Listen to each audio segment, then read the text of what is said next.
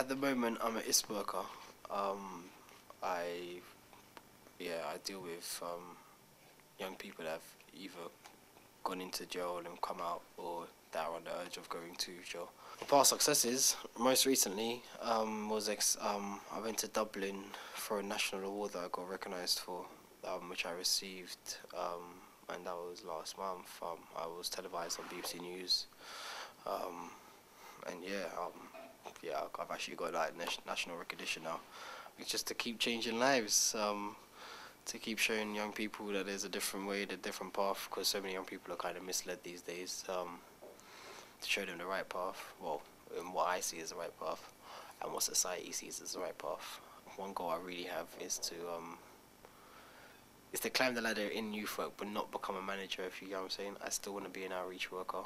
I still wanna I still want to be like interacting with the young people, but I just want to become a well-known youth worker, as in within London, within my local area and my local community. I want to open a youth club one day. I was one of the misled young people that I tried to change today. I was smoking weed, selling coke, I was selling whatever I could sell to make money, really. All before, like, this is all before the age of like 15, like my last offence was when I was 16. But this was all before the age of like 15. I was driving cars at like 14, 15, robbing people, doing robberies, burglaries, just doing it all. Street robberies, house robberies, just whatever I could do to make money and profit myself in some way, shape or form, I would do. If it's stealing someone's mobile phone, or stealing someone's car or someone's moped or whatever, and mopeds were the most kind of frequent ones, but yeah, it was that. I was just living a life of I was just in a circle of going nowhere, just literally smoking one day, stealing the next day, smoking the next. It was just a decline of nothing. It was a spiral that I just needed to get out of, and I did. Luckily and thankfully, because of a youth worker that I got assigned when I was in youth offending team, when I was a young person at a youth offending team, when I had to complete some hours. And I don't think I don't think he was meant to. He was trying to show me a certain way of life, but he ended up doing so. And I looked up to him because he was driving a nice car. He was young. He was black, and these are the kind of things I just related to. And I was like, yeah, do you know what? I might change this up. My young brother who has learning difficulties. This was nothing that kind of helped me get into the work I'm in. My young brother who had learning difficulties went away one weekend for a residential, and they asked me to come along with him.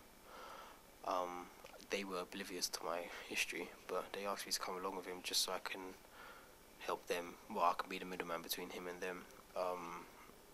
And as I went away, my natural ability to kind of talk to kids, deal with kids, and not kids, young people, let me say, talk with young people and deal with them, and just be the older, positive role model that they were kind of being, or they wanted to be, or see, whatever. I was being that throughout the residential, and the other youth workers noticed this and told me that obviously when I get back they were actually going to try and look into voluntary work and stuff as a youth worker.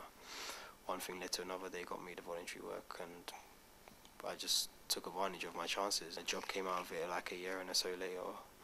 I went on a course, got my qualifications as youth worker, as a youth worker. I've got like about 6 now.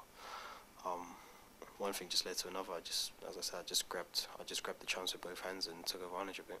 When I was 17, I had my son. But that's what I'm saying. Like, as I said, my last offence was when I was 16, and it was at 16 when they told me to go with my young brother. And it was at that stage that I was like, I might as well change, because I found out my girlfriend at the time was having a baby, well, our baby. So these are all kind of moves I just had to make to give him a better life, to be the father that I never had, and all the rest of it. Some of the people I was with, well, I saw people getting killed before I even knew my son was coming, and before I even decided to stop my crime. I saw people get killed. I saw my friends go to jail.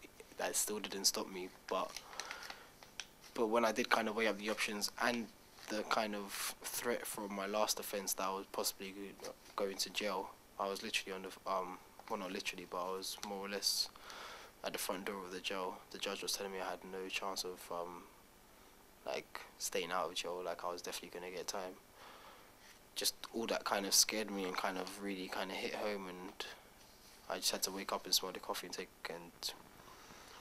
take note of like how close I got to kind of turning my life into something I really didn't. That's one thing I didn't want to do. Go to jail. I didn't want to be another statistic, even though I lived the life of a statistical black male or young black male, being on road, smoking weed and robbing and all the rest of it.